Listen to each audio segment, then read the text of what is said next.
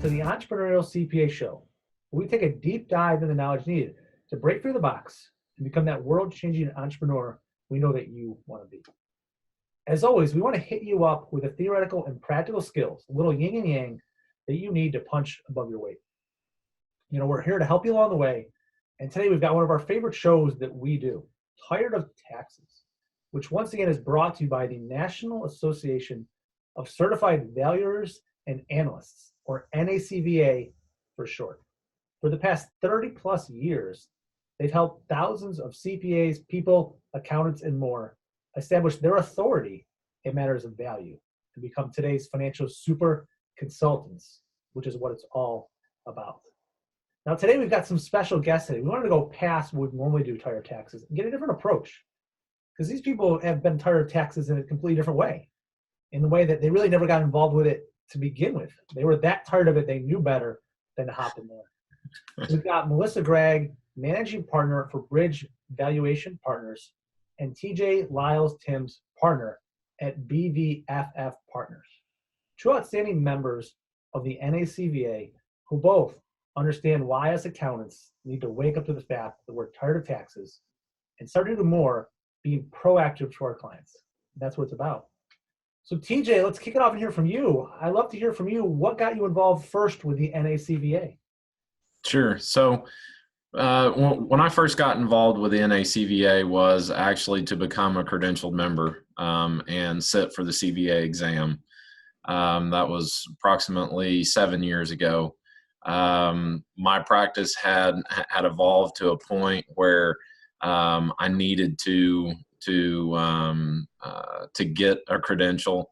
I was doing more and more testimonial work in litigation, being questioned as to was I certified to do valuation? Was I certified in other manners?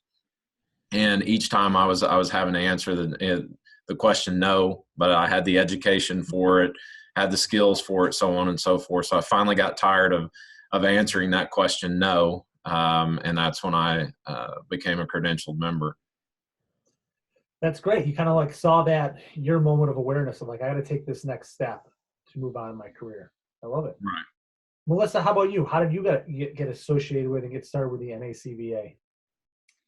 Well, I was actually working for some accounting firms doing business valuation work, and it was just the natural progression to get a credential about 16 years ago. I think when I really got involved with the NACVA was when I started creating videos about valuation, and Ryan Jones reached out to me to do this little thing called Around the Valuation World, which in its infancy was not very many people watched, but now we have a pretty decent following. And so we just did like online webinars. And then I think that the more you get involved in the NACVA, the more they kind of help you, develop like presentations to present. And I love going to the conferences because I get to meet a lot of different people. And this most recent conference, I was actually co-chair of. So I think that, if you're willing to put in some of the time and effort, I think it really is helpful in your career. That's great. It sounds like it took you kind of your career to that next level, and it provided what sounds like some amazing opportunities. And we hear like that a lot from our guests here on Tired of Taxes. They really just be like, oh yeah, I got the credential, and like that was it. It helped their career, and they found these amazing opportunities on top of it as well. TJ, how about you? What other opportunities have you gotten out of your NACVA membership? Sure. Well, much like Melissa, I got more involved over the past few years. I've worked with with Michael Kaplan, who has been with NACVA forever, and we have worked on rewriting the curriculum of the Master Analyst in financial forensics certification, which gears the certification exposes people to the different areas of litigation as it relates to financial forensics, whether that be bankruptcy, business valuation, forensic accounting, fraud investigation, commercial damages. I mean, all of the different areas that a financial forensics professional may have in or may be a part of in litigation. And then I have also taught, various presentations at conferences and so on and so forth. So, just being involved as time has gone by has probably been the biggest benefit to me as it relates to NACVA. That's great, because so much when I work with like traditional accountants and CPAs and advisors in the space, there's always that question: how do I do those things? How do I speak at a conference? How to become an expert? And yeah, you really got to find a group you can get involved with that gives you the opportunities to go to that next level. And then you can do things like you're redesigning the whole course for this whole program that thousands or hundreds of thousands of people use. How do you do that? You got to get involved to start with. You got to find some way to connect and invest in yourself. And I think we talked before, both of you do some outstanding and really interesting work in the litigation and testimony world. Melissa, how did you get involved being an expert witness and having to get ready to have the courage and competence to be on that witness stand? Well, I think the reality is, as you start doing business valuations, or if you're in an accounting role, you start to really get to know what it is you're doing. You start to learn. Being a part of the NACVA, I was teaching for various, things like the current updates and valuations and such. And I really started to understand like the standards, which you always should know if you go into testifying. But in general, I was working for some bigger firms that had bigger testifying experts. They would always have like these smaller cases that maybe involve, were a little bit more simpler and had lower budgets. And so at some point I was sort of tapped to like, hey, you go in and testify to this, which was super terrifying. I mean, the whole process at the beginning is gut wrenching, literally. But I think that you start small, you start with simple cases, you start with easy types of situations. You don't get pressured by attorneys to kind of go outside of your area of expertise.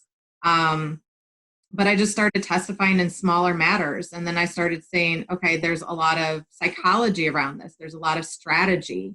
It's really interesting work. It's not just about the testifying, because, it's like you could go read a book and be like, blah, blah, blah, blah, blah. But if you really go in, proving your position and your opinion without being biased or seeming confrontational, it's a skill set. And in a lot of areas, there's not a lot, we see a huge amount of people retiring that were the big experts. And so you see a lot of opportunities in areas that those experts are leaving, and who's going to take over that work? Every case needs 2 experts.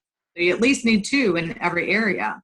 And then you take on bigger cases, you take on cases that push you a little bit. I think that if you work on your own, or even if you're a single valuation person in your firm, being a part of the NACVA or something like that and reaching out to really experience, some of these people that taught me this stuff, years ago, I'm now connected with, and I could call and ask a question to. Those are the types of things that help you, because if you operate in litigation in a little box, that's where I think you set yourself up for failure, and they'll ask questions that you didn't even think of. Yeah, so that's great. So it's an exciting area to get into. There's tons of opportunities there with you retiring, which is important. And then I like the big tip there: don't get on the witness stand and say blah blah blah. Like totally out. I like it. Litigation, and especially expert testimony, it's not an area that we as accountants think about a lot. Because we don't always feel confident enough to get on the witness stand and be kind of cross-examined to know what I'm going to say. So TJ, I know you do this work as well. How do you feel the NACVA has helped you get ready to step up and be on that witness stand? Well, I think that it's an interesting dynamic in the sense that you don't experience prepares you more than training. I mean, you can be trained just like an athlete. I mean, you can get all of the training, but once you get on the field, up on the witness stand, it becomes a different dynamic. And so in terms of building the comfortability, it's an interesting thing because you're going to have 3, 4, 5 engagements. And then as you have more and more engagements, you get more and more comfortable. You're not going to be comfortable your first time doing it. You can be comfortable in knowing that you have received that training, that hopefully you have the skill to be able to do it. But it's just something that you can't dabble your toe in. I mean, it's something that you've got to jump in with both feet and understand that it's going to be a grueling process. Yeah, I agree. That process of change can be grueling. It can feel overwhelming, but you really got to, like you said, you dip your toe in the water and just start step one, and that's the easiest way. So I think it's important to touch base on as we almost wrap towards the end here. Both of you have very non-traditional backgrounds. Neither of you are CPAs. They're kind of like accountants by trade. But you deal with the accounting space in that proactive way that we as accountants need to move into. So based on that, TG, what do you see the new role of accountants need to be doing to be more proactive with the clients that they work with, to get into the work that you're already doing? Well, I think stepping back a little bit is me not being a CPA. A lot of my referral sources are CPAs themselves because of that very fact. And so one of the things that from talking with CPAs who do refer me work is the ability to consult with the client. And so being able to talk with the client and being able to walk them through the process, which has actually been easier as I do litigation work in terms of, talking with a client, being able to speak a language that the client understands. And so from that component, having those communications with clients and being able to be more of a consultant rather than speaking with them on a very robotic, numbers-oriented basis. So just having that interpersonal skill, I think, is a virtue that oftentimes goes unnoticed. Yeah, I mean, those interpersonal skills are so important now and more so going forward. Melissa, how about you? What's your kind of takeaway of all the changing profession from your non-CPA firm hat based on your relationships with accountants on a regular basis?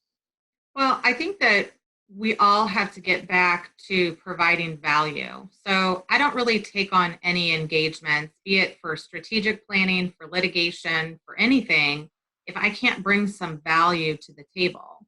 And in this field, we're all, you have all these baby boomers, you have all these business owners that are also getting towards retirement that we're doing all these valuations for.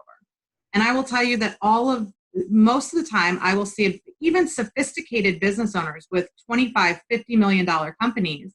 You go in and you show them 5 years of history and you start talking to them, like, what does that 5-year history in the valuation tell the story to you as the valuation expert? And they will say, I really haven't ever looked at my 5-year past history. So for me, I think we're going back to what a lot of us knew as management consulting. And we're going in and we're telling business owners who have spent their lives building a business, we're telling them something different. We're telling them a different perspective, a different way to create value, a different way to grow your business, different ways to exit. And I think that's where you really have from experience, that's where you can take your experience in an industry, in a certain area, if you're doing ESOPs or anything, and you can provide value to a business owner who really is thinking that they're the expert, right? They're the expert on their business. And then there's a way of presenting that information and not being like, oh, I know way more about your business than you do. So I think it's having that way of bringing some additional piece of knowledge about the value of their business that makes them go, oh, this person really knows what they're talking about. And if you can do that, I think that's how you continue to get more clients, because that resonates with business owners. You tell them something different that they really haven't heard before, and not like, oh, I know more about your business than you, but really in a valuable way. I think that most accountants have that knowledge already. It's just a matter of putting it into a more practical form. Yeah, I agree completely. We've got that knowledge. We're just not using it. We're not focusing as much on like what the client really cares about. So your point's great. Like, yeah, clients should always care about what's, especially if they're closer to the exit, what's that value of the business? And are you talking to your client about what that looks like, what that thinks like, what it means, and how their decisions impact that? Because if you get ready towards that buyout, 5-10% on a big number can be a lot of money. And if you can help increase the client's business value 10%, they're going to love you for that. So it was a great time chatting with both of you today, hearing this non-traditional, thought process around why we need to be more aware that we're tired of taxes and make this pivot to being forward-looking consultants. And like Melissa said, add value to our clients every day. So I want to thank everyone for tuning in. Don't forget, click the link, subscribe to our YouTube channel. And if you out there are tired of taxes, tired of the grind, tired of going through another busy season, another Groundhog Day, and you want to break free of those deadlines, join the thousands of people who specialize in business valuation. Transform your financial consulting career with the most widely recognized business valuation credential, the Certified Valuation Analyst. To learn more about the CVA Business Valuation Credentials and training, visit the website listed below, and you can enter the discount code C3LS for our special offer here today. Start your path to becoming a super consultant. And as always, we challenge you today to take action to change the world and invest in yourself.